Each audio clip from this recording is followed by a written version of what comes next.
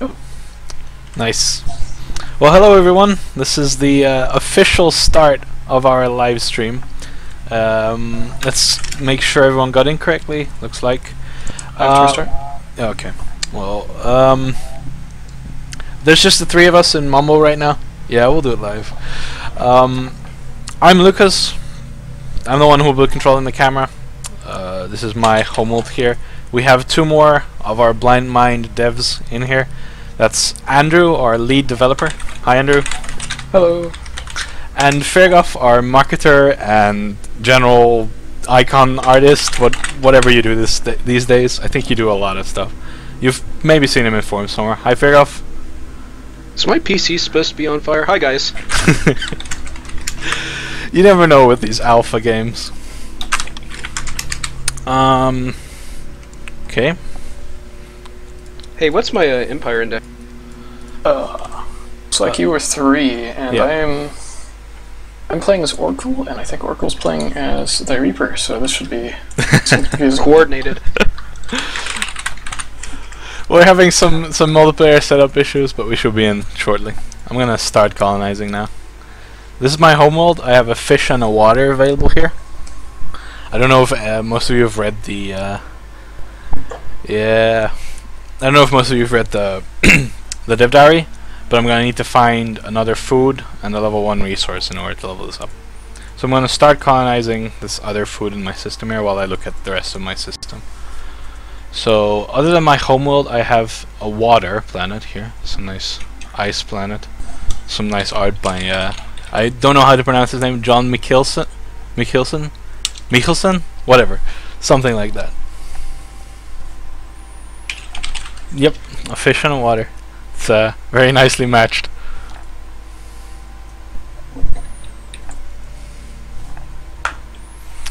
And here I have my level 1 resource. There's a little Roman 1, which is electronics. So if I can capture that and get another food, I can start upgrading my home. I also have an asteroid here, which is which I can start using for resources later on, mostly temporary resources. So as I'm colonizing here, I'm gonna tell it to queue up a colonization to the water world there, or ice world with water. I guess my guys will have to boil a little. The green resource. No, this is FTL. SA Bremen in the chat asks what the green resource in the top bar is. Well, it's FTL energy, which you need in order to send your ships into FTL. Normally your ships can fly through space anywhere you want, but it can be rather slow. So to engage your hyperdrives, you'll have to pay FTL energy.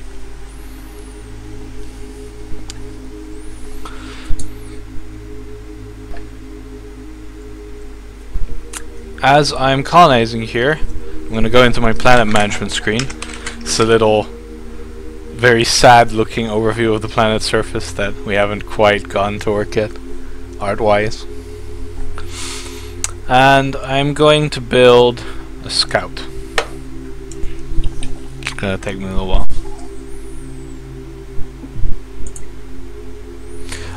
Connaught Bar asks whether FTL energy is the same as the energy that was being floated to use the special modules. Andrew, do you want to answer that? FTL and energy are different resources. Energy is used to power very big single-use abilities, of which only one is currently in the game and working well. We might see that this game. Don't really know the layout of resources and if we'll be getting access to energy. FTL is strictly for use with moving very fast.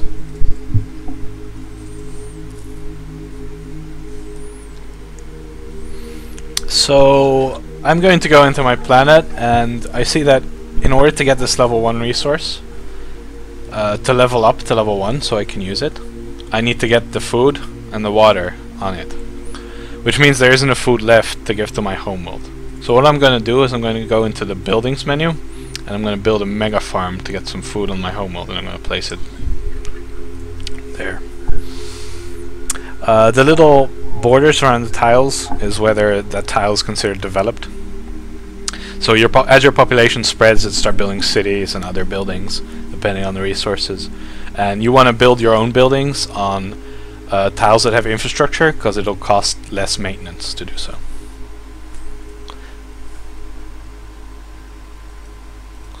S.A. Bremen suggests renaming FTL energy to exotic matter to avoid confusing. Well, actually, exotic matter is a resource, so we're already using that term. My scout just came out of production, which is a little temp model here. Look, actually looks pretty good. Figure did a pretty nice job on that one. And I'm gonna give an FTL order to this neighboring system. I could do it in sublight, but I want to scout fast, so I'm gonna do it fast. You see, it costs 46 FTL, so I'm gonna order it. It's gonna subtract from my FTL, and it's gonna charge up. So little particle effect.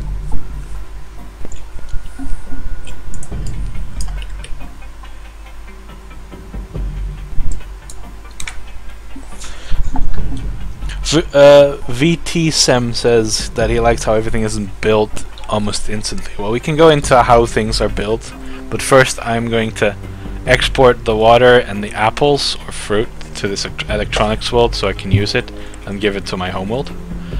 And you'll see that adds pressure, and my population is now automatically building a market to give me that money. So building buildings, building anything is done with labor. It's a pretty obvious system, but it works pretty well. Like, if I want to build a heavy carrier, which is a ship of size 96, right now it's going to take me a very long time. I can do it. I don't have the money right now, but next budget cycle I'm going to have the money. And I could build it, but it takes 10 minutes, no, 9.5 minutes, so it'll take a while. And my scout has found a different system. We have another apples here. Now I need some food, so I'm going to colonize those first. And any planet with at least level 1 can colonize, so I'm going to put my electronics world here, and I'm going to also tell it to colonize something. And I like this Peckham, which is a level 0 defense resource. I'm going to colonize that. Has a little blue border to indicate that this is an uncommon resource. It's like rarity levels. You have blue and purples. I'm also going to build another scout because I'm not scouting fast enough, I think. This is, by the way, the entire galaxy zoomed out. And I'm going to tell my scout to FTL to this system so that it can scout there. Nope. FTL there. Accidentally cancelling an order. Not a very good idea.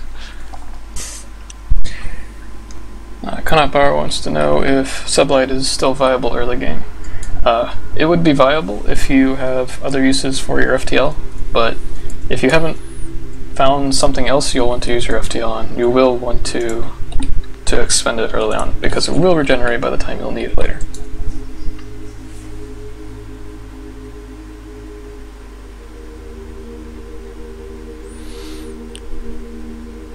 Arjun wants to know if he can run it on a PC from before 2000. I think that's a little... you need a SSE2 support, which I think is Pentium 4. If you don't have a Pentium 4, wow. S.A. Bremen asks whether the colony ships are sublighting, and it looks that way, and yes, the colony ships are actually moving in sublight. It's just a whole train of population being sent to its hopefully not the doom. So my scout found another system here. Some more planets. What kind of planet is this? This is natural gas. It's barren world. Actually, is that barren? No, it's volcanic. It's the red from the star. Makes it hard to see. Let's get that scout to scout some more. You can see the lines if you select a system. That's the trade region. It doesn't determine your movement, but you can see the gray border as explained in our first dev diary. That's where I can trade to, and the gray lines indicate that if I capture anything in this system, then my trade border will expand to these 3 systems here.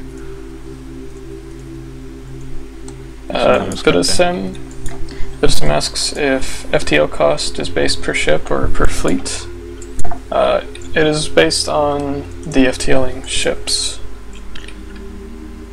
I don't actually know if the supports count. They used to. I think that may have changed at some point. The support ships in a fleet don't count, so the FTL cost is per fleet, but bigger flagships cost more FTL to FTL. Deserts asks if different resources do different things except energy. Well, that's a rather broad question because we have a lot of resources. But yeah, every planetary resource has its own little purpose or little thing to do. I need to keep colonizing because otherwise I'm not gonna have empire. But there are a lot of different kinds. You have money, influence that's used in diplomacy and negotiations. There's energy, FTL, research as a resource production. Those are the global resources. Those are the ones that you gain through your empire. The planetary resources, they can all have little effects. Neurost asks if colonizing contested systems is a fool's errand. Well, if you colonize a planet that someone else happens to colonize before your ships get there, you'll just be donating population. But if you're lucky, it could work fine. Well, the enemy not recommended. Yeah, the enemy can easily put a fleet there and shoot down the colony ships. It's very easy. And if they shoot down even one, then your planet won't reach self-sustaining, and it will automatically send another colony ship after that, but it'll take a while. So it's really easy to... Firgov has renamed his homeworld. Well, the thing Firgov doesn't understand is that this rename action lets me see where he is.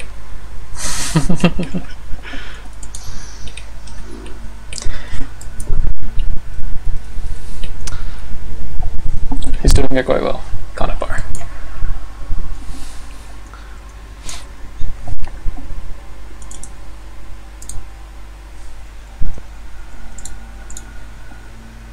So my homeworld has since leveled up to level 2 because I gave it the food because the farm finished, so it got an extra food from that, and I gave it a level 1 here.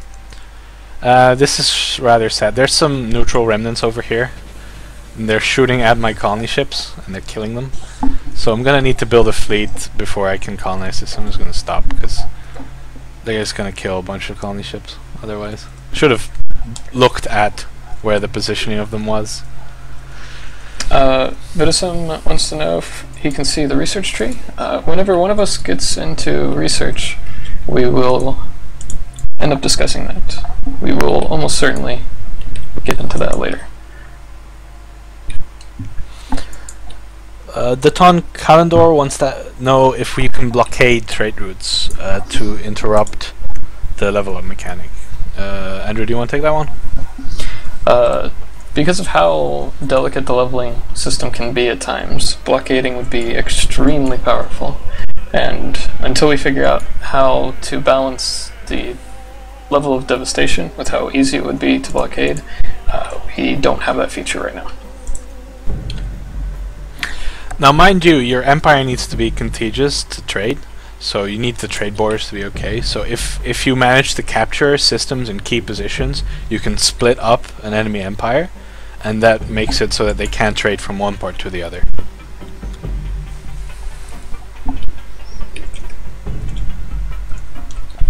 Vidison wants to know if combat is going to be faster or slower than SR1. Would you like to answer that, Lucas? Yeah, it's going to be quite significantly slower, actually. We decided to make it a little bit less frantically paced. I think it's we did the... Sorry, let me rephrase that. We found that making combat really fast makes it hard to respond and hard to manage, and you can't really get feedback easily, so we made it a lot slower. It takes multiple minutes for reasonable combat to finish these days.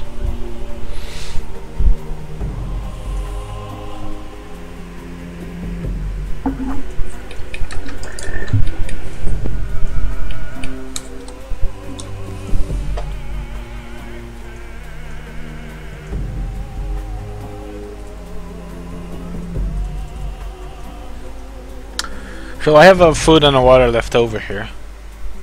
This is actually outside my trade border, so I'm gonna have to colonize something else before I get there. So I'm colonizing this plastics here, which is level 1 resource, so that I can use the fruit and the water here. I could also colonize this electronics, but I already have an electronics here, so it won't be as useful. It'll still be useful, I'll colonize it later. But the same resource can't be used to level up a planet if it's already being used on a planet, so you need to diversify.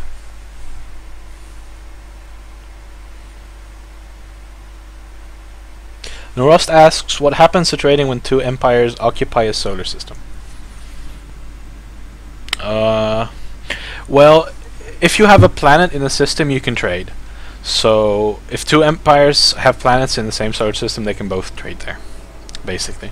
If it's contiguous to their empire. There's no real anything stopping them. But, if you start combating there, the planets are gonna be taken over pretty quickly.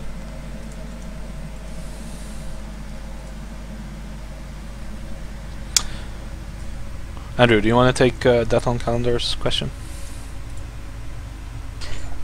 Ships can't fight in FTL, although right now they can. Not exactly intended, it's just how it is at the moment. To add to that, ships can fight while charging their FTL. Their weapons will continue firing and everything. We haven't quite discussed whether we want to change that yet. I think it's okay for them to be able to fight while charging, but not while in FTL. We do need to fix that.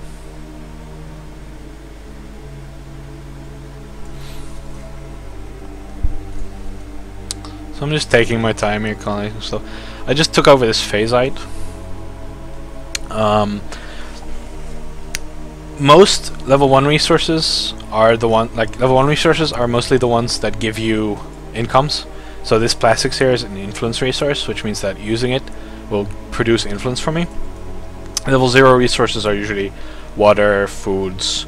Those don't produce any incomes, they just level up your planet. But there are a bunch of uncommon level 0 resources that give income. So this is a level 0 that gives research, which I just captured, sent to my homeworld through exporting. That's the red line. So now my homeworld is building universities from that resource. This is all done by the civilian population. You see I have a market for money, universities for research, and a couple bases for defense. This was made by the Peckham. This is a defense resource.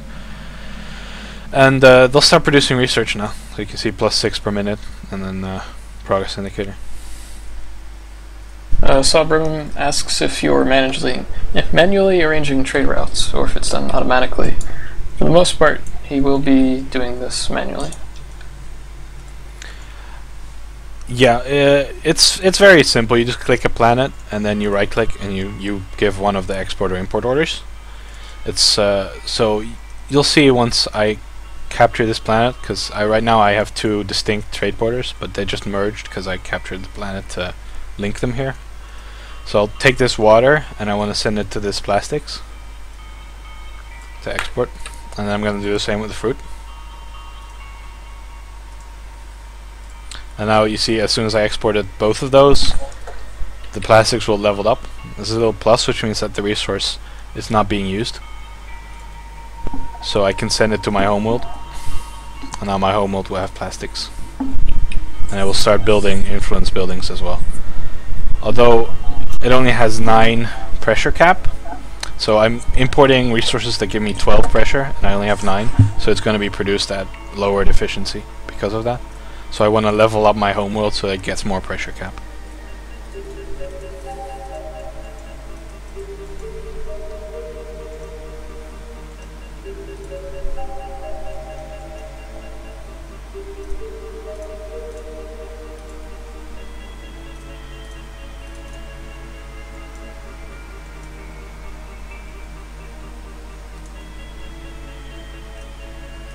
I'm just colonizing a few worlds now, because I see this neutronium here, which is a level 2 defense resource, and I want this. So I'm going to try to find some water and some foods, so I can level this up to level 2, and then send it back to my homeworld for use. My dreadnought that I constructed earlier is just finished. Dreadnoughts are flagships. They have an amount of support capacity. You can see 0 out of 71, that's my support capacity. So support ships have free FTL with the flagship. They don't need hyperdrives or something. And the defense on my homeworld from these bases has produced some support ships, so I'm going to transfer those over from the homeworld to my fleet. Now my fleet has 5 gunships, 5 heavy gunships, 5 beam ships, and a dreadnought as a flagship, and a combat strength of 86. Where did Fergoff go? Fergoff, are you still here? I'm here. Can you start looking at the chat a little more? I think scanning, sure. like answering questions and stuff. So Conrad Bar states that he notices the remnants are still in the system that you called. already answered. Oh, you did? I must have been paying attention to my own things. Apologies. Jay Hexter asks, what are the various diplomacy options? We will get into that once we have expanded to the point where we actually need to interact. I think that will be better to show live. Yep, I can. Well, I have some influence, so I'll show one of the influence actions. So I can go into the diplomacy tab, and this is all the empires that are here. You've seen this tab in the dev diary, but I can see, for example, that Fergoff and Oracle, which is Reaper, I think, which is Andrew, have the strongest political strength and this highest territory. But I have the most military at the moment, shared with the AI actually. So I have 7 influence, so I'm gonna go and I'm gonna call for investigation, which is one of the diplomacy actions. If this passes, this is a vote, then I can for a few minutes see what happens in his empire. And if I spend some of my influence to oppose that vote, now instead of making progress, it's decay. Yeah. So this timer here counts up and down. It counts to plus 3 minutes and minus 3 minutes. At plus 3 minutes, the proposition or vote passes. At minus, it fails. And depending on how it's been voted at, it goes up or down. So he negotiates to add opposition. I'm going to threaten this guy. I'm going to say, I want this to pass, or I'm going to declare war on you, because I have good military. So now it's positive again, and it's going to go up again. And I want it to reach 3, so it passes. Now what Fergoff has done right now is attached a rider to this proposition, which means that if it passes, he gets goodies to use against me. I'm going to go transfer some more support ships that my defense built for me automatically, if I can. This interface needs some work. I think I'm seeing. I'll use the refresh. Actually, it's full. Never mind. This fleet is full. So I'm going to go send it over to a group of remnants here. Now these remnants are guarding a stash. What kind of stash? Of research data. So if I defeat them, I can claim that research data and get some extra research going. So I'm going to FTL my fleet over there to see if I can defeat the remnants. Now it's going to be a hard fight because this fleet here has 100 military strength. That's the enemy fleet. And my fleet only has 91. So I might have to reinforce it later. So I'm going to go buy a field commander to send over there in a bit. Now I can also immediately queue up some missile boats. These will be added to the field commander's fleet when it spawns. See, this is, I ordered 10 and they're gonna show up here when they're done. So this combat just started. These guys FTL'd in and there's railgun bullets flying everywhere. I'm sad that I don't have a lot of missiles, but I have a lot of lasers, so those look pretty good as well.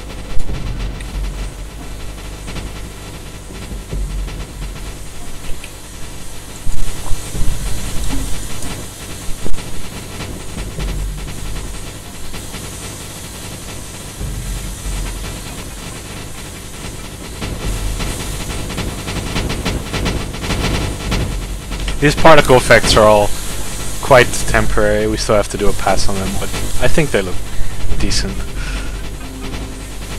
It's a lot of queue. Internal wants to know if there's any different stars or systems, and can we still blow up stars. We haven't done a full pass on differentiating systems yet, so there isn't that much variety there. They're all just stars right now, with a few different number of planets.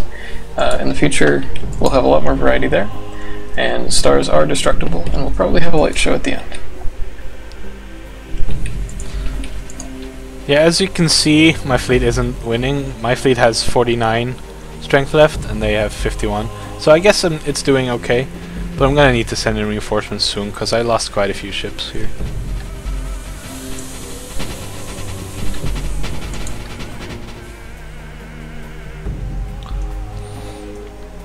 I'm also neglecting my colonization, but hey. So I have the electronics that I captured here. I'm gonna find a water and a food for it to use that I haven't used yet. A little plus indicates that. I want to use this electronics to get this neutronium later, so I'm gonna colonize some worlds to get that neutronium. I need a water. Where do I? Here. There's water, but I can't get there yet because it's outside of my borders. So I'm gonna go get this fish first. Devstream asks, will the lasers always ignore friendly fire? Yes. It's, in a lot of ways, just a way of making the game run a lot faster.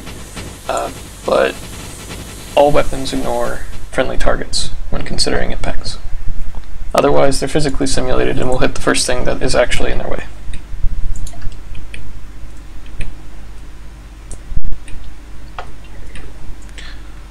So my fleet finished, but my flagship finished building before my support did. So 17 of my missile boats are done. I'm still waiting for 4 of them. This interface is a little temporary at the moment. We'll have to pretty it up later. This comet is still going, but I'm down to 25 strength. Oh, they're down to 22, so it's actually going pretty well. Lasers are...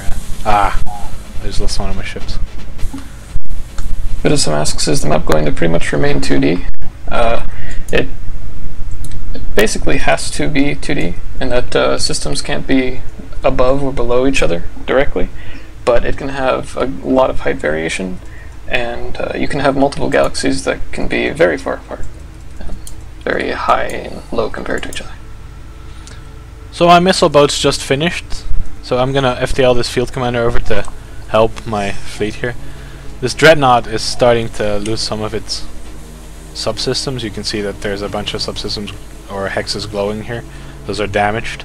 It's trying to repair itself, that's the green one here, but it's having some trouble. So the enemy the enemy flagship is having a lot more trouble here, at half health about, while I'm still at pretty much full. Lost all my support ships, however. So my fleet of missile boats just arrived, and they're putting their missiles to good use.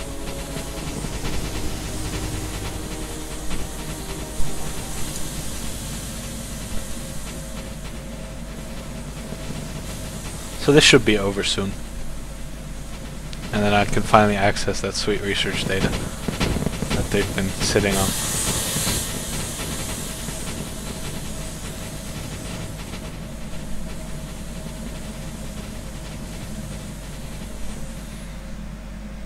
In the meantime, colonizing a bunch of planets. Electronics has been captured, which I'm going to use on the neutronium here soon. But I need a water, so I'm waiting for either this colonization of this water to finish, or this colonization of this water to finish. And at the same time, I'm also going to colonize here, and I'm going to show off that you can set up your trade lines before you've actually colonized the planets. So I'm going to queue some trade orders here. So this planet will now immediately level to level 1 once all these planets are colonized, and I'm going to send the explosives back to my home world. So I don't have to look at this anymore, I've already set it all up. My fleets have destroyed this enemy remnant fleet, and I'm going to pick up the research data to get some extra research points. Datton asks if, or what happens to supports when their flagship dies. They'll move to nearby flagships or planets, anything that's able to support them, and if there's nothing, they'll just have to sit there, unable to be controlled directly, and eventually they'll die due to lack of support. Conavar asks if we can still chip away at remnants, and yes, they will repair very slowly, but importantly, they'll lose supply whenever you engage them, so they will definitely weaken over time. My fleets have picked up that research. I already had a few research points, but I now have 4 available research points, so I'm going to go into the research screen for a bit. We're still working on how exactly the grid layout will be, but essentially this is my starting point, and there are upgrading nodes like beam damage or armor HP that I can take, and I'm going to need to try in a path to things that I want. So since I'm using a mix of ships, I'm going to go into armor tree first to get some more HP. So I'm going to level a few armors here.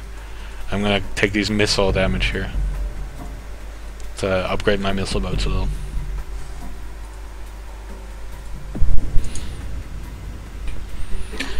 I've sent these fleets back to my homeworld at Sublight because it's not really in a hurry. It'll take a few minutes extra, but I won't have to spend FTL.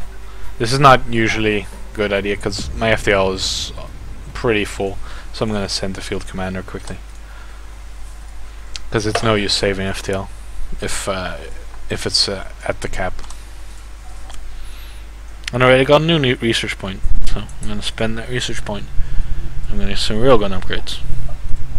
Budasem asks if you need to upgrade ships or retrofit them after you've spent research. Yes, you do.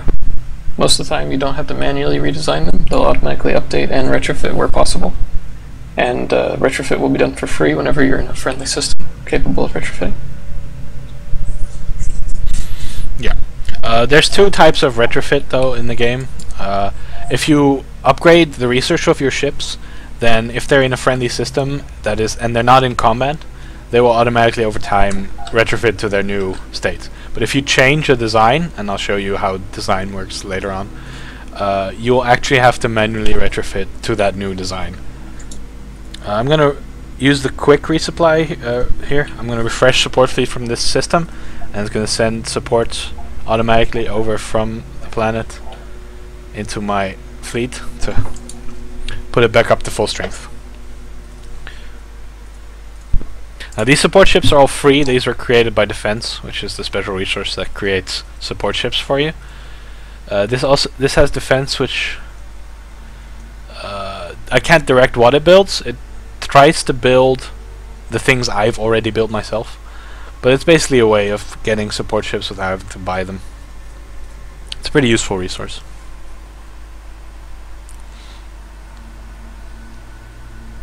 Fair, if you should really just read out the questions and answer them. I didn't want to talk over you. It's yeah, it's okay. It's nice if the people watching videos or not looking at the chat can see it too. That's a fair point. So Konovar asked if FTL cap was raisable via research, or if what we have is what we always have. You can currently raise your FTL cap by building a special building called FTL Supply? I forget what it's called. It's called FTL Storage, and it has the nice little bank icon right now because we haven't bothered to create an icon for it. And that'll upgrade my my FTL. If you colonize a planet with native FTL crystals, you'll also get increased capacity and generation. Neurost asks if influence has a cap. It is a soft cap. You go much slower the higher over that cap you go. So I have this neutronium here that I'm going to try to upgrade. It's still level 0 because I haven't given it anything. So let's see, where do I have a water left? I have a water here. Yeah, it's a water on a volcanic planet. Figures. There's water on here somewhere, guys. It's all mine. It's at least it's a little more believable that we can chemically alter the lava into water, but there's also plants that have lava fish. Those are my favorites.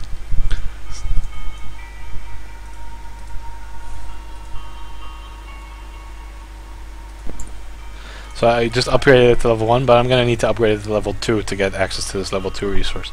So I need a food, another different kind of food, so not another fish.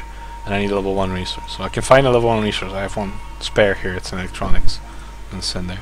But I need another food. Luckily I have a grain here. I'll put a grain there. And this is leveled. And we just got a few influence propositions here that someone started. But I'm gonna export this neutronium to my homeworld first. I'm gonna see what I need. One more food. So I'm gonna need to find a food that isn't fish to colonize.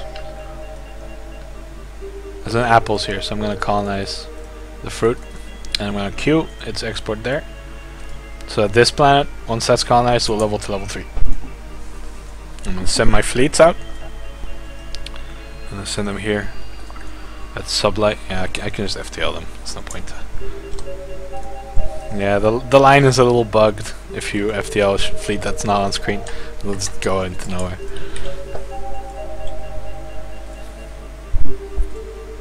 Now I'm gonna look at these propositions here.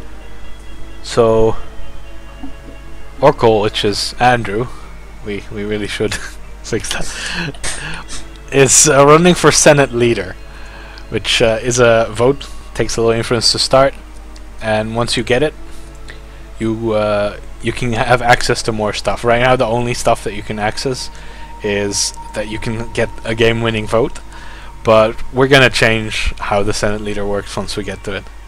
So this is going at plus 2 minutes. So he's 1 minute away from being Senate leader.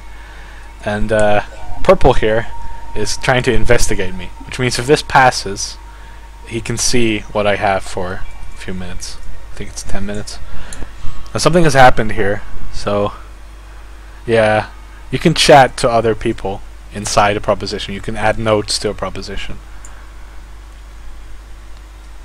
So there are 2 riders on this, which means that if this passes, both orange and blue are going to have leverage cards gained against the person who started the proposition, which in this case is purple. He can withdraw it if he doesn't want that to happen, but he probably wants to see where I'm at. Vidasim has some questions about how planet leveling works. Would you like to answer those? Vidasim asks, if you take over a level 4 planet, will it remain or will it go to 0? There's a timer on that. If it loses the resources through a hostile manner, it will decay after a few minutes, so it will actually go to level 0. You need to be able to support the planets you have. Luckily, level 4 planets are usually not going to be on your front lines. I mean, they can be, but usually you're going to go up in levels. So you're usually going to capture level 0 planets, level 1 planets, but you will have to set them up in your own empire. They don't just magically keep their levels. You do have a grace period to set it all up, though. I'd like to point out that the AI is currently winning. Really? We have a point system. It's pretty simple right now, but you can reasonably see how well someone's doing. But the AI doesn't have more points than me. What are you talking about? He does have more military. Oh, you must have gained like 300 points just after I closed that screen. My colonization of the fruit here probably just finished, so I got my homeworld to level 3.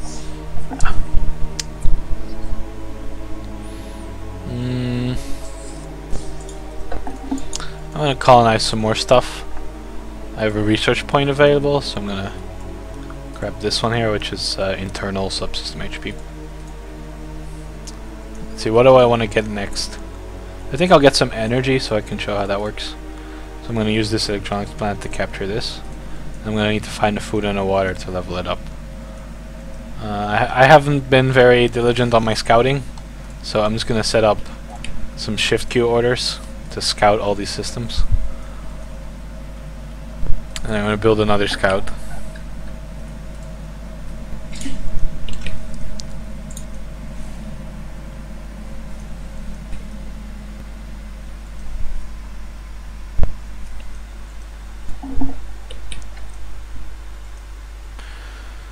I see someone has natural gas here that's orange. It's Firgov.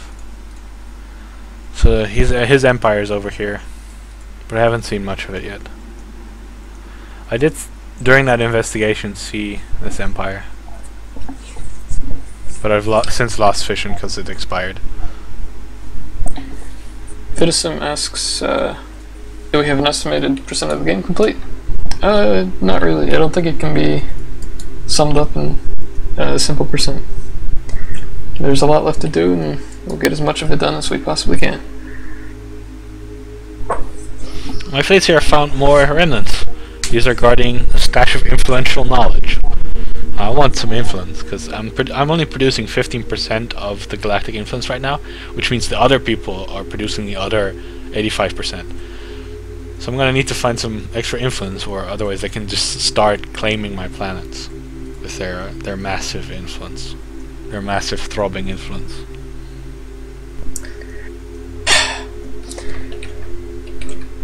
My scout here is almost finished.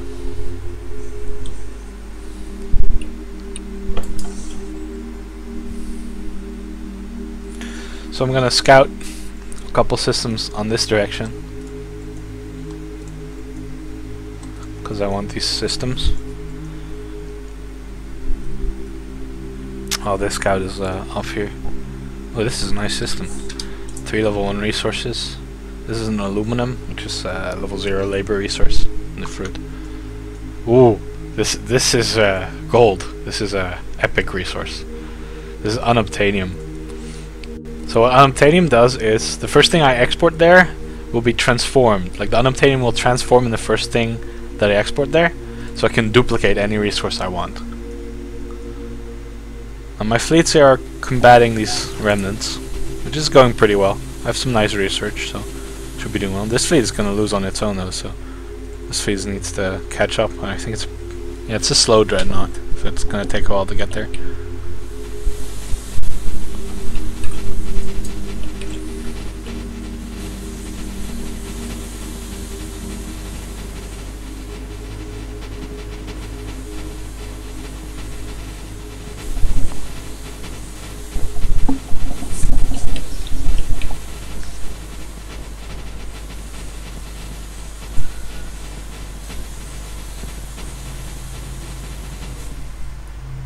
Vitsisam wants to know if there's any kind of planetary defenses or weapons platforms or space station like in SRon, because he only sees ships. Yeah, there are.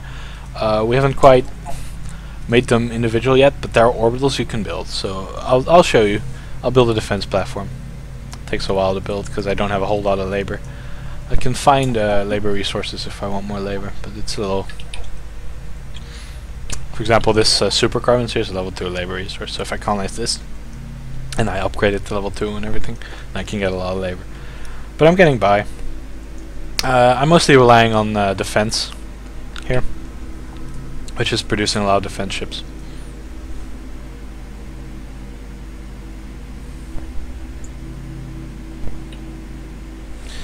Devst is not very happy that one of the resources is called unobtainium. Well, to be fair, the term is older than the movie, so it's not. I don't think it's a very big problem. If you find it immersion breaking, you could just mod it out. It's very easy.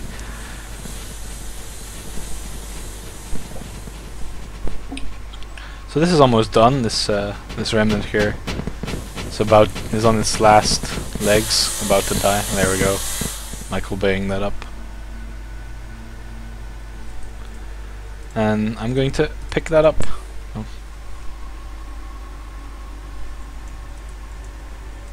Well, it is literally unobtainable because as soon as you try to use it, it converts.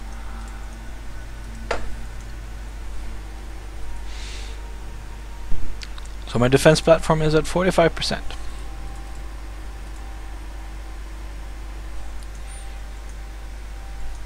I've also managed to capture this natural gas planet here, but I don't think I have enough food and water to get it, so I'm going to need to... See, my scout found some nice systems here, so I'm going to try to send some colonizers to get this food and water here. I'm going to queue up some colonizations. This is a lot of water, but no food. Do I have some food left somewhere? Yeah, I have some food here, so I'm going to colonize it with this planet because it's closer. So I'm going to colonize these 2 foods for later use while I do that.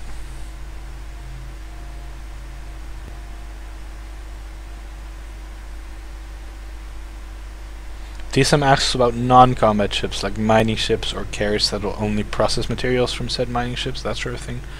We're keeping most of the non-combat stuff out of ships right now. We might make some goodies once we get to later stages of development that'll let you do more stuff with ships.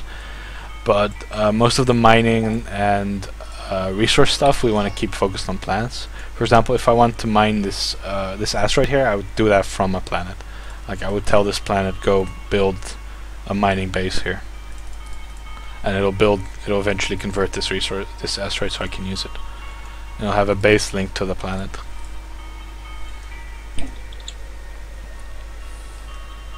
Have another research point. So I'm going to go get some more armor. While this colonization is happening, I'm going to show you the design screen. So designs are obviously support ships, the small ones, and flagships. I'm going to create a new flagship of decent size. I have a massive amount of money right now, so I'm going to create a large design. I want a Titan. This is a Titan hull. So the hull decides the placements of your hexes, but you can make your subsystems at any size you want, the same as in Star Wars 1. You just have to use hexes. So this, I'm going to place a missile launcher on the side of the ship. That's the first thing. So that's a missile launcher. That's the turret of the missile launcher, or the port of the missile launcher. I'm going to make this missile launcher really big. So this is a really big missile launcher. All this purple here is this one missile launcher. I could also add a bunch of smaller missile launchers that would look something like this. So now I have 3 smaller missile launchers separated like that. So the subsystem sizing is still dynamic, and it still goes back to how it worked in Star Wars 1. But because of the placement of the hexes and the interior of the ship, it's all a lot better to visualize. So I'm going to put some armor on the front of the ship and on the sides here. Get rid of that. And then I'm going to make this missile launcher a bit bigger. I'll need an engine, so I'm going to make a pretty large engine here. Now everything needs a bridge. You can see here insufficient command 3 out of 0. So I'm going to find crew facilities. That's the bridge, and then I'm going to spread some crew facilities around that. So this entire thing is the crew facilities, and the core hex, these are all called core hexes, is the bridge. So if all your bridges die on the ship, that's when the ship dies. So in order to get some redundancy, I'm going to get another bridge here. And I'm going to put some armor around this bridge so that it doesn't die very quickly. That should give me enough armor. Because we're using hyperdrive, I need to find a hyperdrive spot. So I'm going to make a hyperdrive. You can see the hyperdrive speed here. I usually like keeping my hyperdrive speed between 300 and 400. You can go up to crazy numbers and the ships will just fly through space. But it's not, it doesn't really matter if your ship takes 15 seconds or 2 seconds to reach somewhere. So as long as you make it large enough to reach relatively quickly, you should be fine. I'll put some armor on the back side there. I'm going to put a laser on the front here. It's a pretty big laser. Now this the laser turret needs to be on the outside of the ship. Like I can't put the laser turret inside because it'll have nowhere to shoot. So I need to put it on the outside of the ship. Same with engines. Engines also obviously need to be on the outside of the ship. Because I'm capturing this, I'm just going to go back to my galaxy view here. I'm capturing this natural gas here, which is going to give me energy. So I'm going to give this ship a little bit of energy storage, so I can store energy. And I'm going to give it a missile storm launch pad. I've got to make sure that I actually have enough energy storage to fire my missile storm. So this missile storm, as you can see, costs 1 energy. That's not right. Did we? Oh no, right. Because I didn't enter a size, obviously.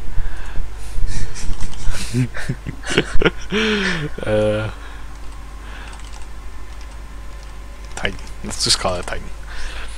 So now we have an energy storage of 47, and this missile launch has an energy cost of 90. So I'm going to make this a little bit smaller so I can actually fire it.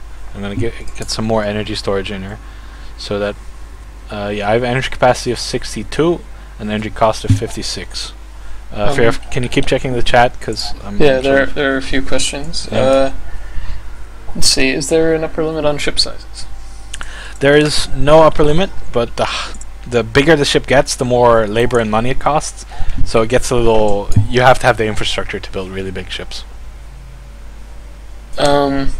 Citizen wants to know if that is just one engine, and if so, what happens when that hex dies? No, you can answer that. If the engine hex itself dies, the entire subsystem is useless until it's repaired. If some of the other hexes die, it loses efficiency and won't be able to thrust as well. DeFizz wants to know what are the upsides and downsides of using one huge versus many tiny subsystems. Multi-targeting, some sort of resource efficiency trade-off. Mostly it has to do with what kinds of targets you want to be effective at killing. It's not a very simple thing to describe. It's also the vulnerability of the core hexes, because if I'll put this one on the back. If I had two engines, then they would need to shoot both of the engine turrets to completely reduce my acceleration to 0. I'd always have a backup engine, so that's also a consideration of having multiple subsystems. I'm going to add some supply modules to my ship, which are needed to support a fleet. I have no support capacity. If I start adding some supply hexes, you'll see that my support capacity goes up. That's the maximum amount of size of support ships, like cumulative sum size, that I can support. So this fleet can have 19 size 10 support ships and 1 size 1, for example, or it can have 191 size 1 support ships, but don't try that at home. Got some more supply. And what else? I'll just add a little missile launcher here. Tiny little thing. Yeah, that looks pretty finished.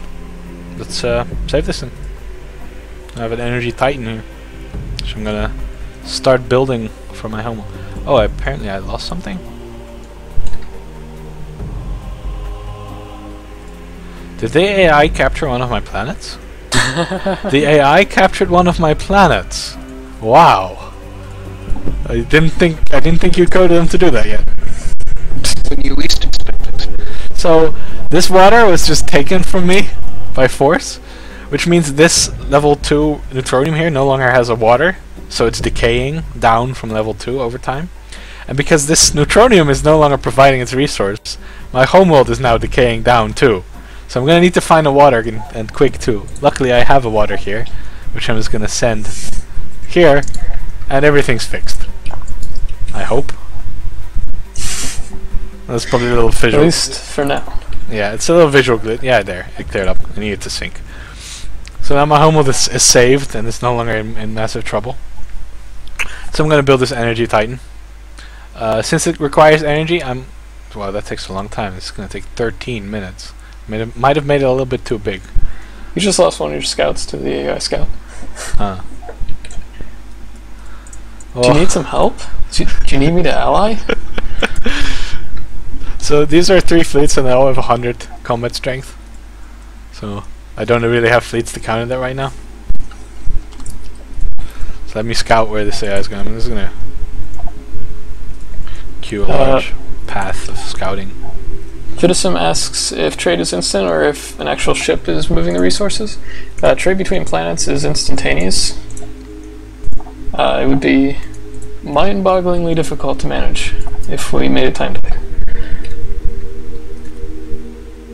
So I want this natural gas, so I'm going to do the same thing I'm always do. I'm going to give it a fruit, and I'm going to give it one of my waters, and I'm going to send it to my homeworld for use. So now my homeworld is going to start producing generators, which will give me energy income, which I can use once my Titan finally finishes building. Now, because I don't want to wait that long for the Titan, I'm going to have to find some way of getting extra labor. Didn't I not find... No, apparently I don't have an aluminum. That must have been all the way over here. Yeah, that's all the way over here. That's going to be captured by green right now. Hunter wants to know if we're going to be able to build ring worlds in order to construct very, very big ships. And yes, that is our hope. That and smaller planets and possibly Dyson spheres. So Orange built a defense platform here, which I was going to show you, but I got distracted, so I'll just show you now. So I have a defense platform constructor here that was built when I queued up that defense platform like 15 minutes ago. It's been sitting there ever since, sadly. I'm going to send this constructor over to, I guess here. I was going to invade with my defense platform constructor. I'm going to use these fleets to back it up, and then once I unpack that defense platform constructor, it's going to shoot at things. But I think the AI is moving its fleets right now. So I'm going to try to recapture that water now. Oh, here, the titanium. I found a labor resource. So I want to colonize this titanium so that I can get some labor later. I'm going to immediately set up... Oh, actually I don't have a water. So I'll need the water. So I'm going to colonize the water. And I'm going to queue it to be sent to the titanium. I'm going to queue this meat to be sent to the titanium. And I'm going to queue this titanium to be sent to my homeworld. And then once all that's finished colonizing, I will get some titanium on my homeworld. And it will start producing labor generating buildings. And my labor will go up, and my Titan won't take quite as long to produce anymore. Vid Hwansak wants to know, did the AI declare war on you, or did it just take one of your planets? It did declare war on me, something I missed. It notifies you on the right side of the screen in the galaxy view, but since I was in the design screen a lot, we may have to create some notifications in the top bar. We haven't quite done that yet. Normally speaking, you're not in the design screen for that long, but I was explaining things, so I completely missed the war declaration. Defized wants to know if, because trading is instantaneous and you can trade just within the trade zone, whether an interface could be changed to just show all of the resources in that trade zone. And yes, we will have an improved interface for managing this sort of thing. But we haven't gotten to that point yet.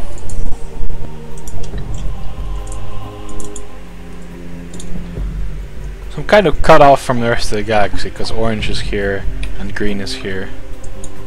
And they're shooting at my scout. I'm gonna need to FTL that out. Otherwise it's gonna die. Would you like to talk about wonders? Yeah, but I'm nowhere close to level 4 planet yet. Oh, I am. Oh, you are? Okay.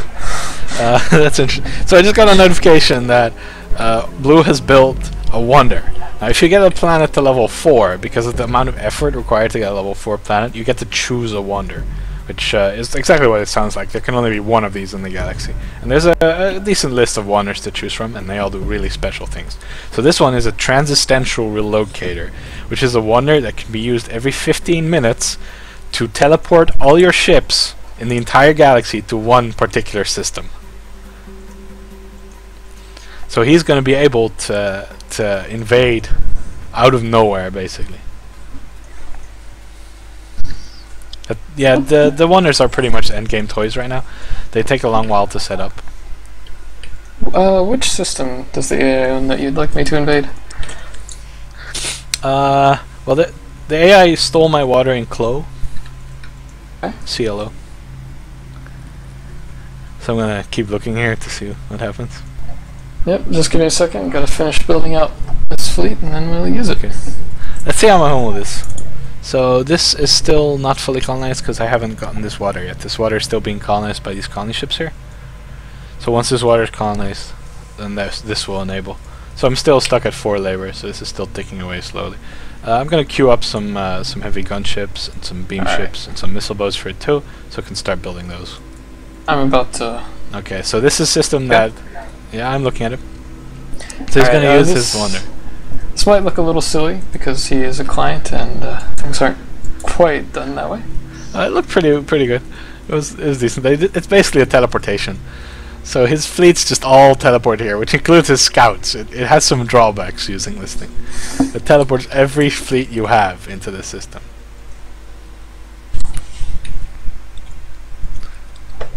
And I have a defense platform generator here that finally arrived too. These are very slow and they can only travel sublight.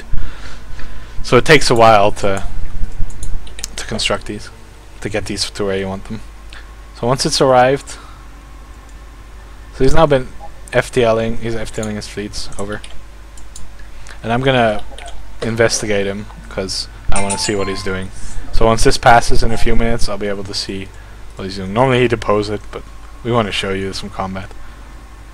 So this defense platform constructor has arrived, so I'm going to construct it. There's a little defense platform with HP, the ugly bar that we haven't gotten rid of yet.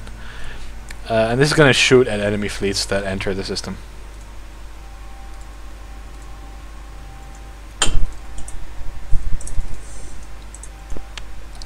So my titanium here got constructed and exported to my homeworld, which is now constructing industries, which are giving me more labor, so my ship can get finished faster.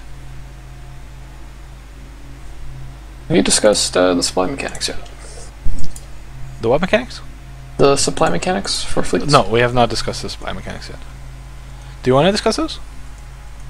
Sure.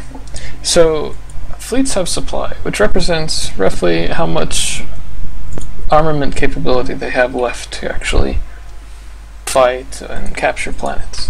Whenever they're sitting around a planet, like my fleet is in Clo, they will gradually lose supply. And for the higher loyalty planets, it can take a very long time and use up all the supply of the fleet in order to capture it.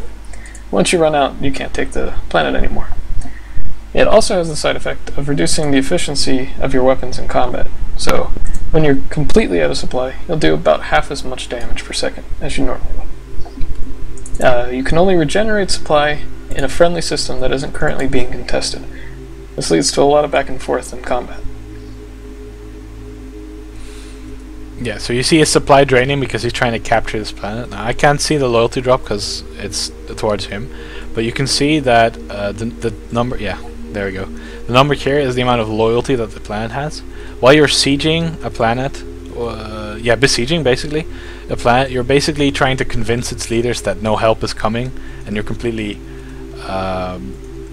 It's sort of a feudal thing. You tell the people you're mine now. And after a while, after they've lost all their loyalty, you can claim the planet. So this planet is now blue. The higher level planets and the planets closer to an empire's core systems all have more loyalty, so they take longer to take over, and subsequently they take more supply to take over. So if you want to campaign into an enemy system, you're going to have to recharge your supply in your own systems every once in a while.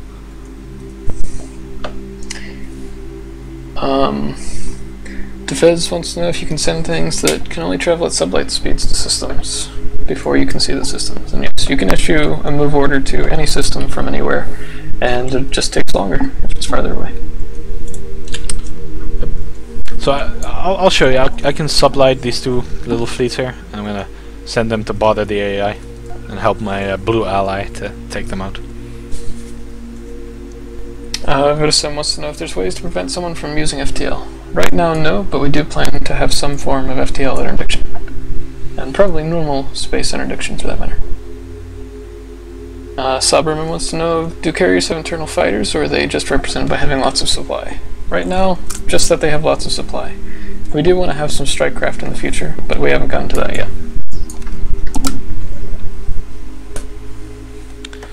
So since my investigation of blue passed, I can now see his entire empire here, his wonder on this planet here, and I can see his fleets. He's trying to capture this meat world here, which isn't fully colonized because there's a remnant fleet killing the colony ships, which you're now killing. So that was that looked like a missile storm. Yeah, that was a missile storm. That was a very strong missile storm. Yeah, he basically just wiped out the fleet by using energy. So I'll show you how it works because my energy titan got constructed. So I have this energy bar and it charges based on my global energy. So my global energy used to be at 30 and it just pumped all the 30 energy into this fleet.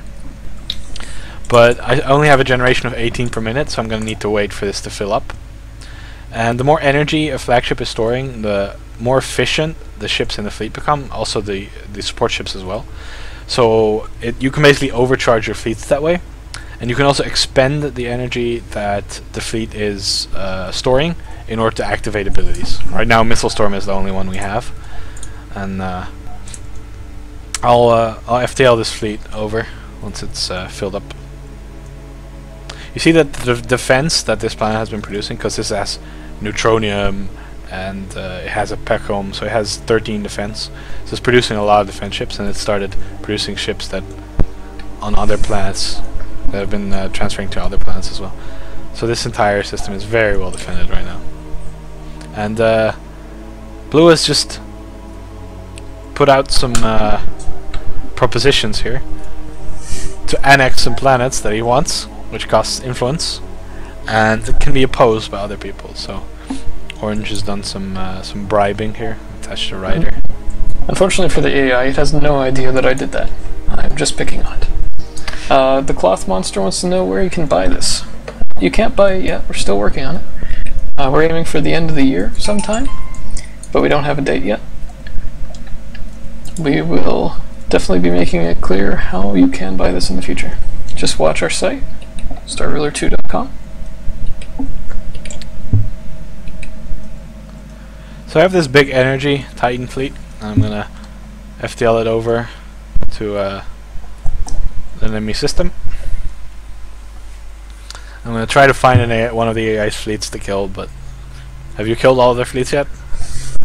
I have not found their fleets. Okay. I assume they're trying to take something. I'm not sure. DeFizz wants to know if defense ships built around your homeworld automatically redistribute to other systems. What decides when there is enough? Defense ships don't redistribute to other systems automatically, just other planets in that system. But you can select a planet that has defense production and choose a system to send that production to. So I'll show you how that works. So I have this planet, and this has massive 13 defense. So I'm gonna go in. I want, say this is my frontline system. This is close to Orange. So I want to get some defenses in this system here. So I'm gonna tell it to build defense for that. So there's gonna be defense ships spawning around these planets right now, over time. There's the first one, little missile boat that just spawned on that planet. And eventually these are gonna have lots of defense. It's a really useful way to put defense on your front line, because when your fleets lose support ships, you can send them back to your front line and refill your supports from the ones produced by defense.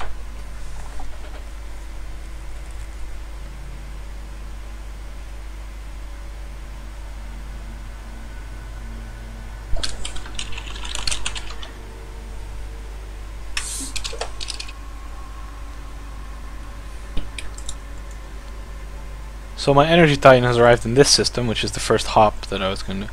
And I need to scout for some enemy fleets. Let's see, where's his homeworld? Here's his homeworld. So I'm going to see if I can assault his homeworld with this energy titan. See how it goes. I'm going to have to do this sublight because I don't have any FTL left, so it's going to take a while.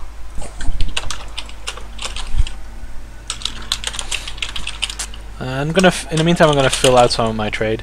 So there's a nice little native gold planet here, which is very rare. That's what the purple border and the purple text indicates. It also has an extra effect, so it's a money resource, but it gives me a free influence. So I really want that. So I'm going to see if I can colonize this, but there's remnants in the way. So I'm going to construct a small fleet here to use with a field commander. Actually, no, I'm going to use a special destroyer because there's energy capacity, and I have some energy to burn. So I'm going to create a special destroyer, and I'm going to try to take out this fleet here so I can colonize this. Because it's sitting a little close to the planet for comfort. I'm going to shoot at my colony ships. So more annexes going on here. Lots of annexes of the AI's worlds.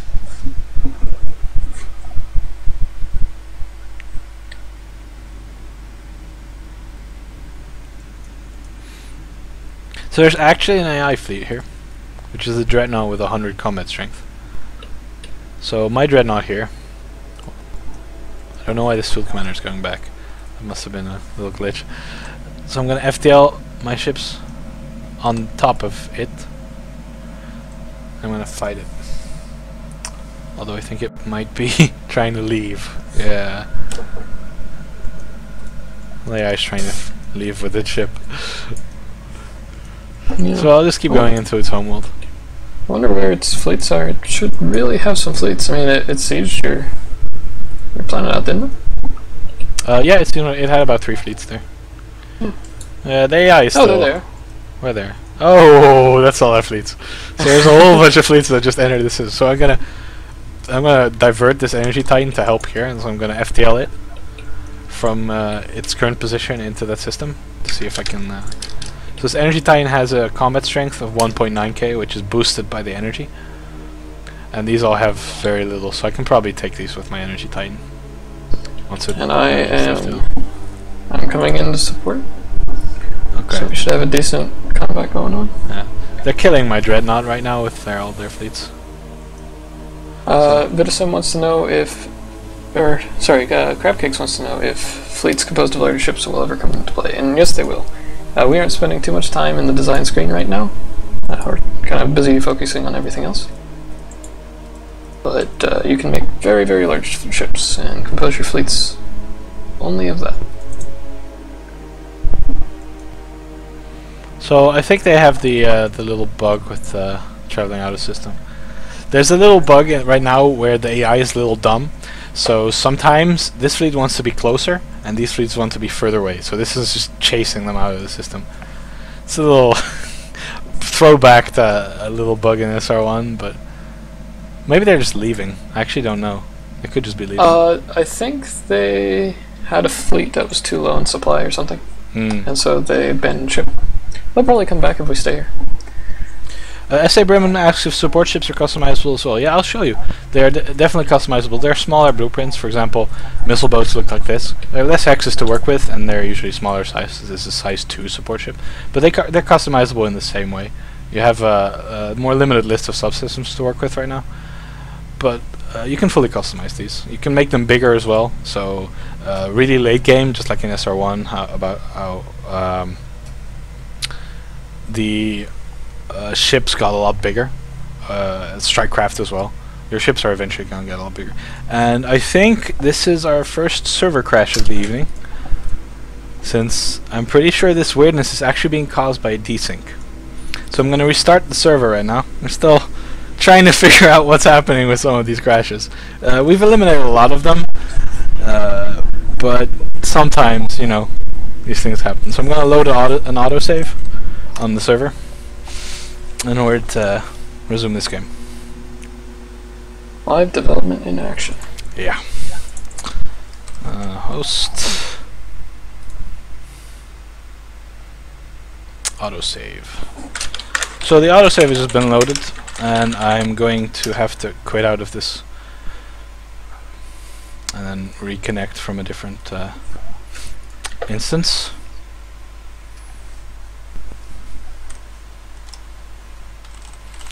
I'm going to set up some settings for streaming first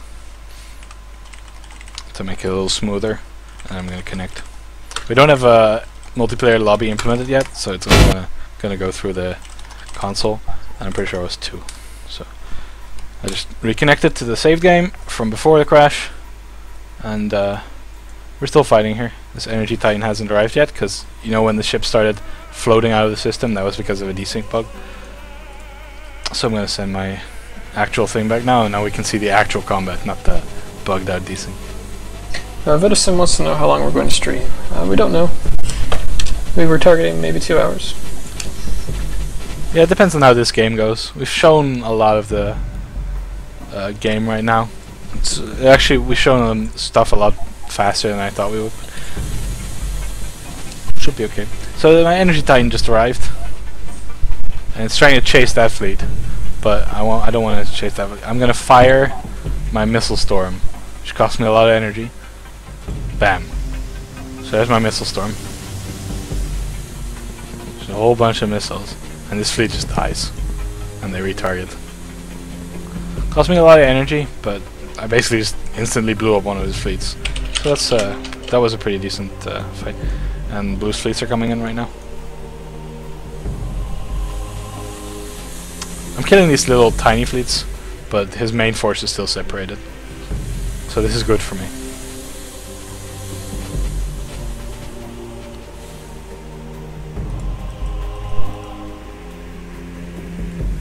And Blue here is killing another one of his tiny fleets. Dreadnoughts and a bunch of supports. Stream until release? I don't think we can stay up that long. Nor can the server, sadly. Yeah. Well, it was an hour before the crash this time. We've played like 2 or 3 hours before without crashes. It depends a little on how much is happening. In single player, it's very stable. It's mostly a multiplayer that we still need to fix up. But rest assured, we're looking into a lot of the bugs. Missiles! This is a missile storm that he's firing right now, which looks impressive.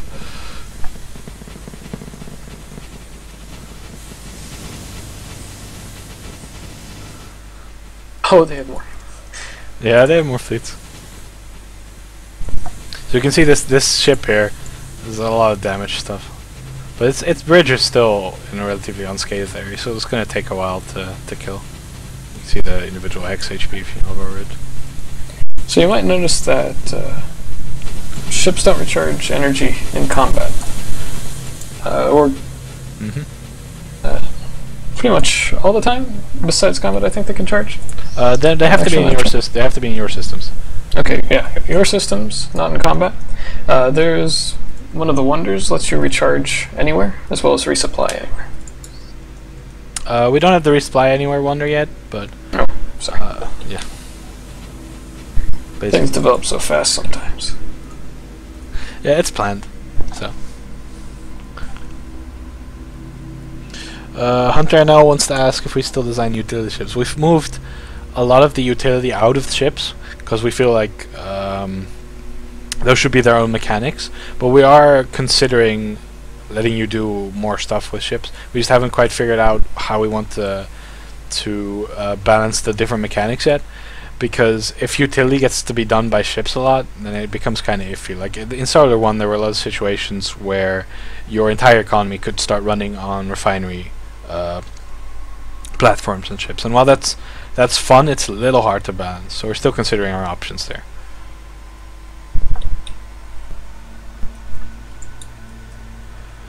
There are 2 green borders because some kind of bug. Yeah. I think it looks like I annexed all of the AI's planets from one system, and apparently we have a bug in our territories that gets really confused by that. So let's see, I wanted this native gold eons ago, and I built a fleet to try to capture this native gold, but you people distract me! So I'm going to send this special destroyer that I built, and that's been fully charged with energy. I'm going to send it over to kill these remnants here so I can finally colonize this native gold planet.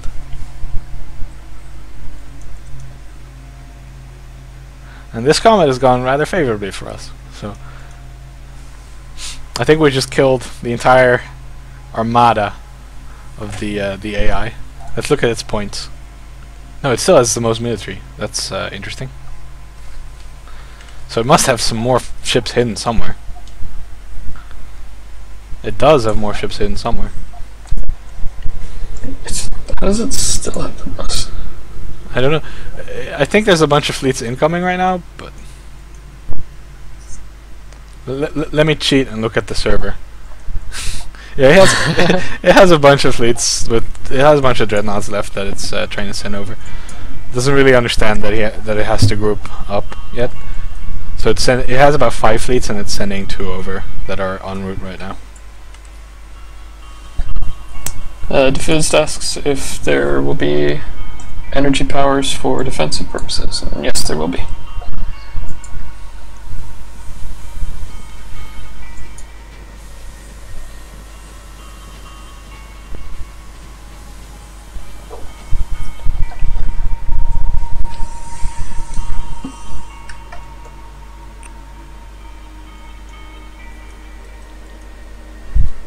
Yeah, we have little bugs with the territory display in multiplayer at the moment. It doesn't really affect anything. It just, there are certain situations where if a system flips its owner, like this is blue now, but it still appears as green. I think it has to do, I can't see these systems, so it still tries to remember that this is green. I still have it, even though I can see the systems. Ah, okay. Well, That doesn't matter that much. yeah. It's little visual glitches, there's a couple. So, Fairhoff is trying to annex one of Purple's planets. So So I'm gonna see where that is. That's all the way over here in a part of the galaxy that I haven't even seen yet, because I'm busy fighting this guy. So I want to take some of these systems, but the only way to get to this is through this system. So I want to take over this. I really want this planet, where I'm not going to be able to take over any of these other planets. So I'm going to FTL my fleet over in order to capture this system, this planet here. Might have to do whatever to it. And I'm going to also try to colonize that planet, that other planet in that system. Oh, I see. Leave me just as the AI gets here. Yep.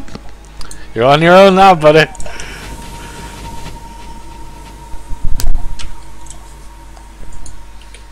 Hey, leave some AI for me. I no longer see this.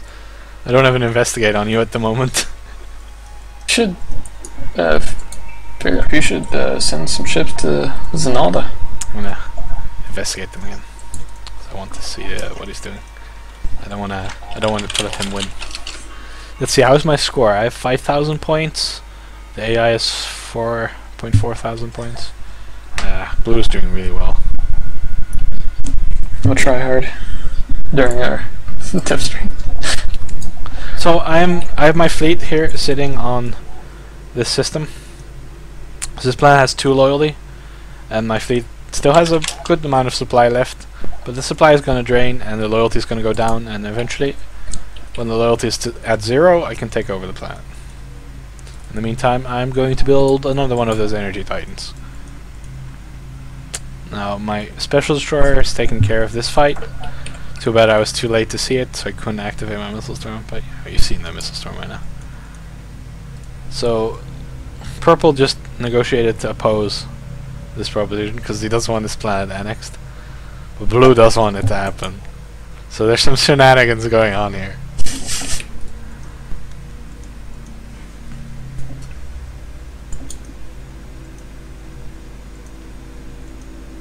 A lot of stuff happening here, damn. Oh, there's a subdue plate here. So if you play enough riders, you start getting cards as leverage to use against them. Like leverage, subdue, blackmail. That's the 3 you get from subdue is the rarest one to get from a rider. It's also the most powerful. You can just kick someone out. You can say, you don't get to talk about this. And they won't be able to do anything about the proposition.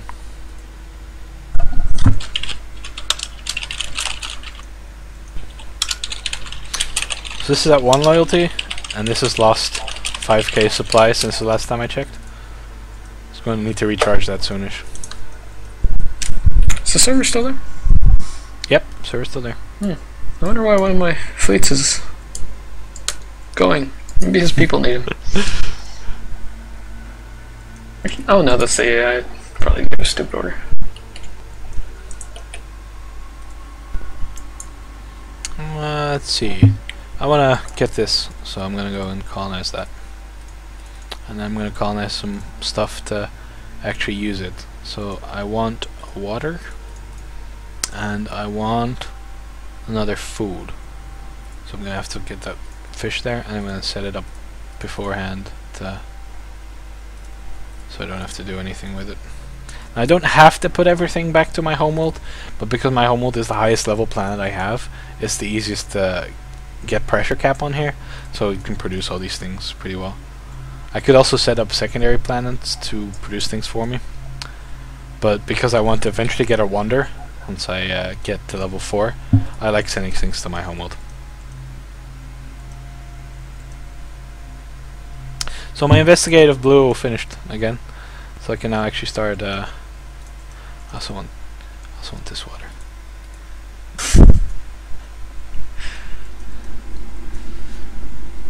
Nice name, Dragon.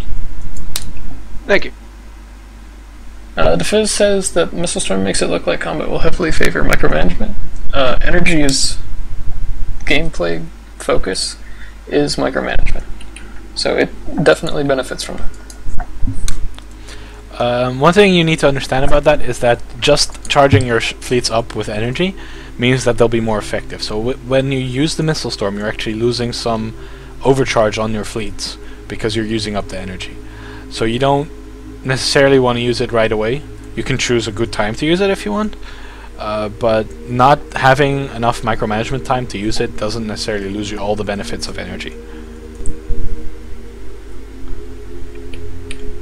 One of my flagships took so much damage that it is currently a bridge and an engine. Yeah, look at this special destroyer here. It has a very small engine, so it's trying really hard to slow down, but because most of his engine is dead, it doesn't really have enough acceleration to really do anything. And of course, I taught the AI how to pick on the smallest fleet first. So there's an AI fleet coming in here to try to finish the job, which is going to be shortly, because this bridge is going to die really soon. Bam, there it goes. Oh, I reap what I sow. Aha!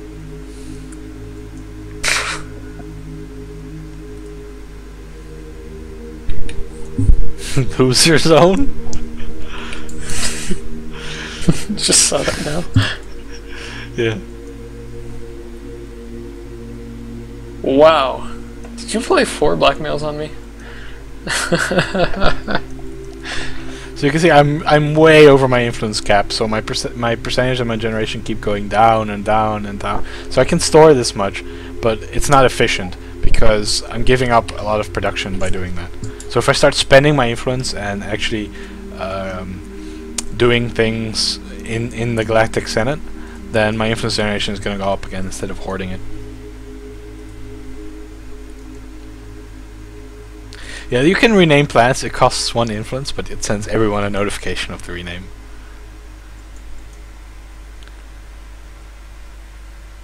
Oh look, I think the...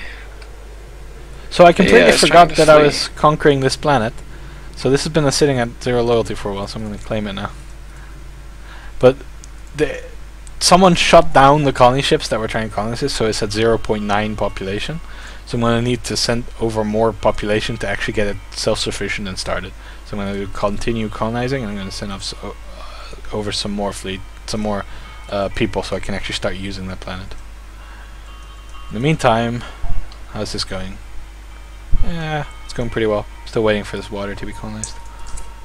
Conabar asks if fleet's flagship dies, what happens to supports? These supports rely on flagships, and they can only persist for a short time without their flagship. If their flagship dies, they have to go to another flagship, or a planet, or anything else that's able to hold them. This will happen automatically, so if a flagship dies, and you have fleets left that aren't full, then the support ships will try to reach those fleets to get their supply. But if there aren't any, then eventually they'll expire. This AI is really trying to FTL this ship, and I have no idea why. It has been sitting there, just FTLing in place for like 5 minutes now.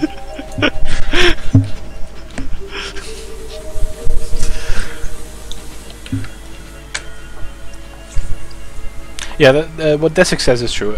Support ships can also be supported by a planet, so if you're fighting in one of your systems and one of your fleets dies, they'll try to make a run for your planets to get back into support.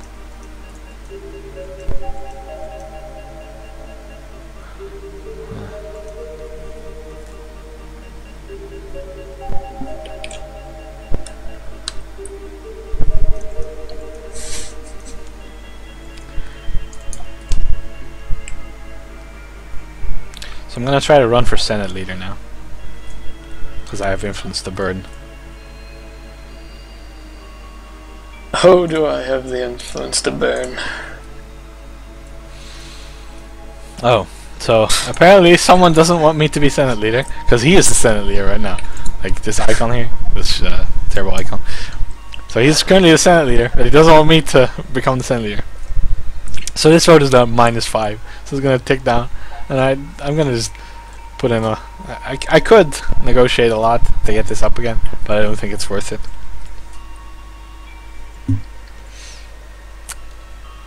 So that's not gonna happen. Looks like. You see, this system is now is full of defense. That's from all the way back when I told my homeworld to build defense there. So I'm also gonna build some defense here because this is actually closer. So these planets are now also going to gain defense. I'm going to need to level these up, because right now these are level 0. And as you can see, level 0 planets have minus 100k per budget cycle. So these are actually costing me money because I haven't upgraded them yet.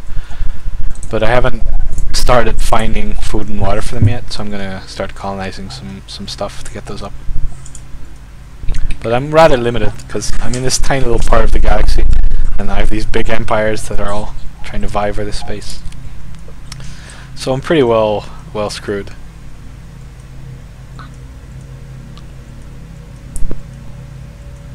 So what I'm going to try to do is I'm going to try to find some asteroids with some fun resources that I can do. These are all temporary resources. I want to find some water on an asteroid, but I don't think I have any water asteroids. They're pretty rare. This has a uranium asteroid, so I'm going to build a uranium mining base. It's going to take a long time. Yeah, it's only going to take 8 minutes. I actually have a lot of labor from the titanium I imported, so I'm going to build an uranium mining base on this asteroid, which is a level 2 resource, but because it's on an asteroid, I don't have to upgrade the planet to... I don't have to upgrade any planet to level 2 to mine it. So once this base is done, I'll have free uranium to spend. It's pretty powerful. And I can get one of these level 2 requirements on my homeworld fulfilled while I work on getting the other one. The individual running for Senate leader seems to be hated by the entire galaxy. Look at this. Look at this. No one likes me. This is all. So I'm gonna call upon the voice of the people to support me. Because clearly the people favor me. But I don't think it's gonna affect much. Voice of the People card, if you pass a lot of propositions and everything you do is successful, you gain Voice of the People cards to indicate that you're popular. But apparently I'm not so popular with the other empires. I'm just popular with my own people.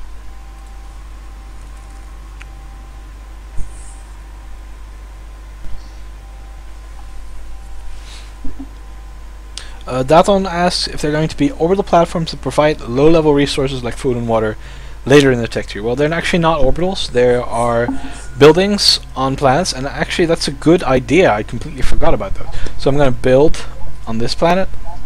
I'm going to build a hydrogenator because I don't have water anywhere, and that's a fancy name for a thing that produces water out of vapor. So once this building finishes building, it'll have a water that I couldn't find anywhere, and I'll be able to use that water on that planet only, so I don't have to find it. But it costs a lot of money and it costs a while to do, so it's not as good as finding water native, but it does help you improve when your expansion is getting limited. Vidasim, when fleets are in enemy territory, or even just outside of their own territory, they don't regenerate energy or supply. They will regenerate supply very slowly if in an incandescent system, but it is not a very useful strategy. So they already do have attrition if they're engaged in combat or using their resources. The downside to building those buildings that he just showed is their big upfront cost. And they are more expensive than a planet that provides that resource for most of their lifetime. Yes. So you can see in the build list here, this is the build cost, and that is the maintenance cost. So 190k is the base maintenance cost for the hydrogenator, whereas a water planet would only cost 100k, being a level 0 planet. So it's always more efficient to get planets. Once I start developing the infrastructure, like if I go to my homeworld here, all these tiles have little roads on them. All these tiles are considered developed, which means they cost less maintenance to build on them. So once everything gets developed, it takes a while, and the planet needs to be higher level to do that. It starts costing less maintenance, but it's never going to be more efficient than an actual water planet or asteroid.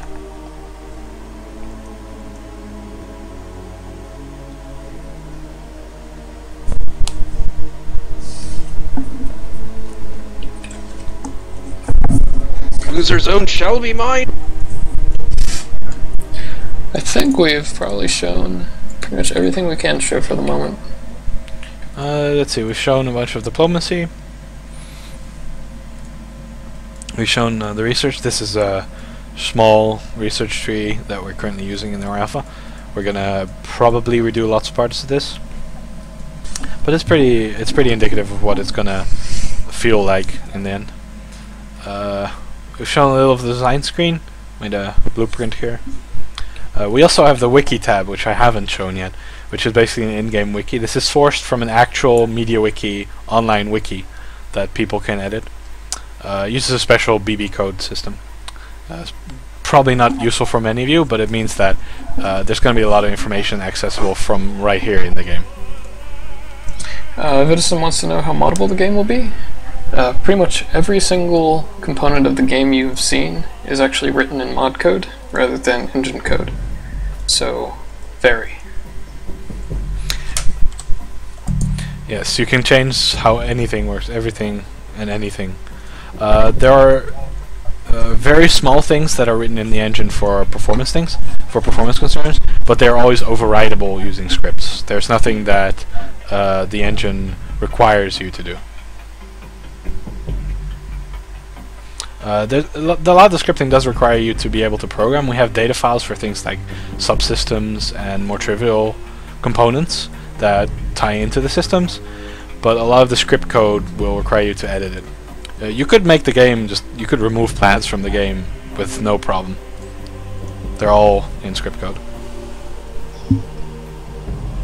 Dathon asks if there is limited space on planets. Yes, there is.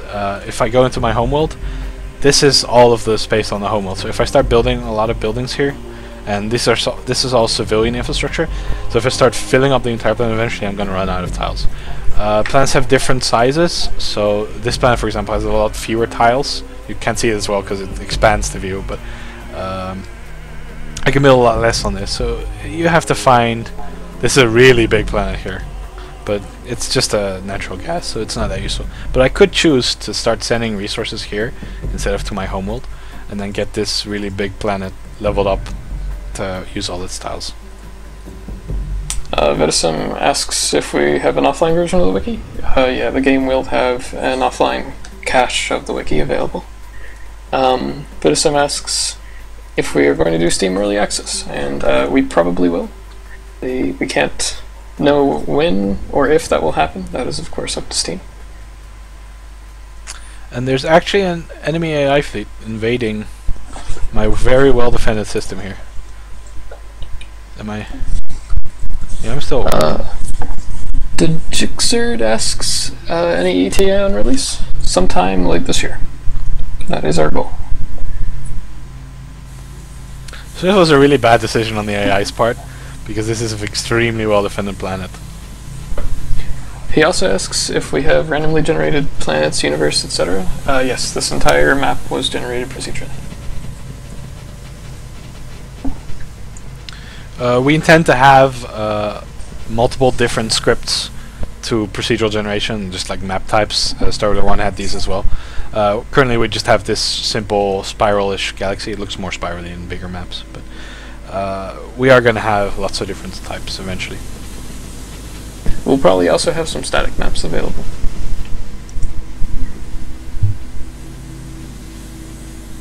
Sabram wants to know if we have only combat techs. The research tree is not final right now. It's actually very far from final. It'll be completely redone by the time the game is out, so I can't know quite what will be available in the research tree.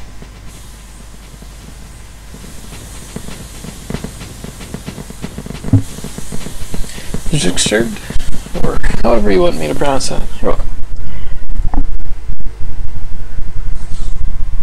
Vitisam wants to know whether the research tree is infinite or what you see is what you get. It is not infinite, but we're going to make it very, very big to the point where you can't research everything in the tree in one game, and you're going to have to choose the path you take through the grid.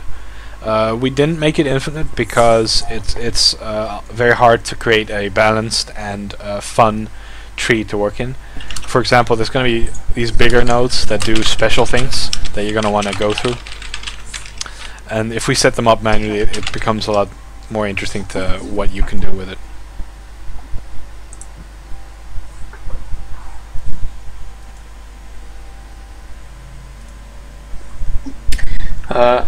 Abxor, we don't have Dyson Spheres available yet.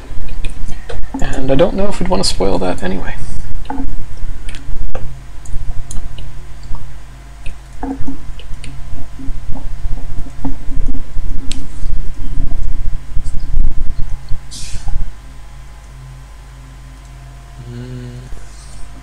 I'm gonna need to build another building, or do I have a food available? I think I'm gonna need to build another building here to get this to level up.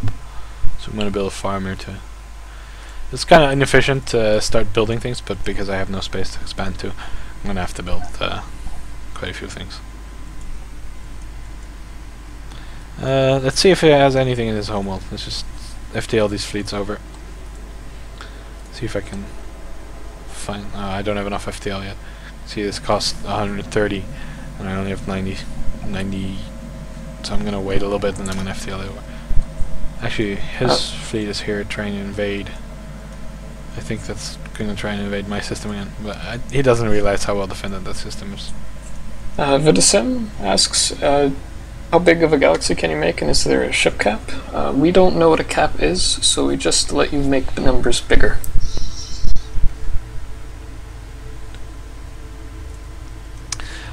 It does mean that the bigger galaxy and the more ships, the better your PC has to be. This is the same in SR1.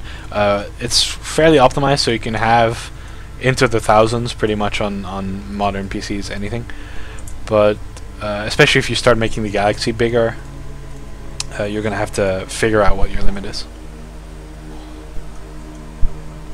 So this fleet just entered the enemy home system, which has a few defense fleets left. Crab cakes. The game probably won't crash if you make it very, very big, although it can lag a lot if you make it too big. Obviously, you've got the limit of your memory. If you go over that, there's nothing we can do about it.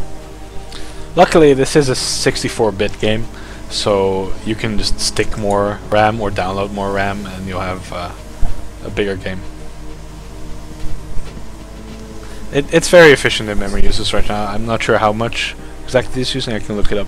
This game... 300 megabytes for the units, and several hundred megabytes for the assets.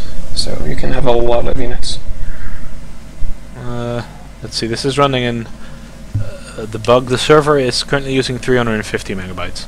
So this this system is... I think your CPU is going to be the biggest factor. Limiting factor, yeah.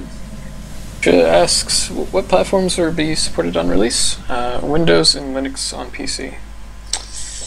And that's all we can be sure of. We hope to support Mac at release.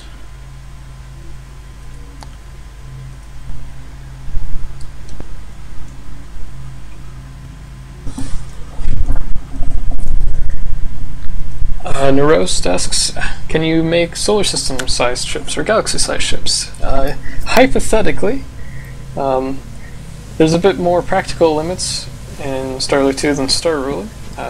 You don't have anywhere near as much exponential economy going on, but the game certainly lets you try.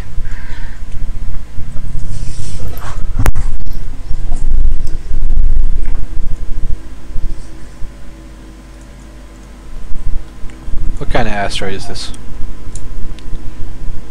That's not very useful.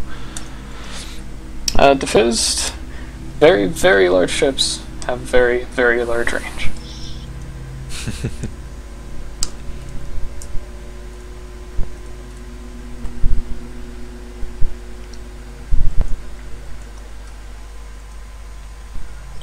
So I think that pretty much wraps it up.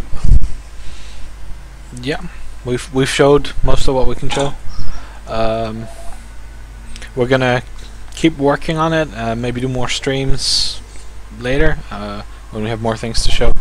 A lot of the stuff is still graphics. We might do some actual competitive multiplayer matches where we're fighting from the start and with maybe smaller maps and things. We're gonna have to figure out how we're gonna do. We might keep some live development logs, but nothing certain yet. But we'll try to keep you guys informed. Several people asked, can you speed up the game or slow it down? Yes, you can. You can slow it down or speed it up to a factor of 10.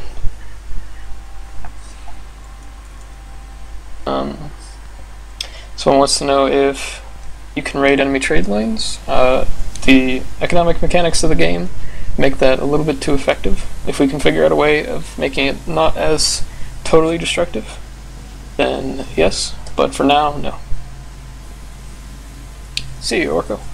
Thanks for being here. Bye, Oracle.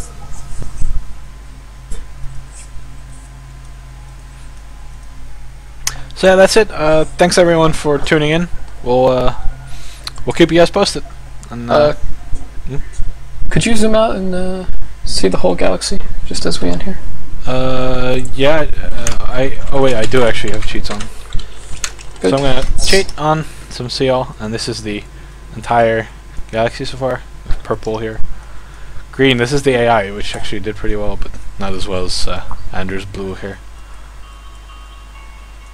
So just zoom out an awful lot, and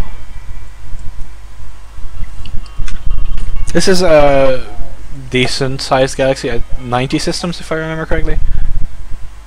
That's about right. DJXYRD asks how the speed is controlled in a multiplayer game. The host controls the speed. But we'll end here, so I'm gonna shut down the stream and see you guys all some other time. Goodbye.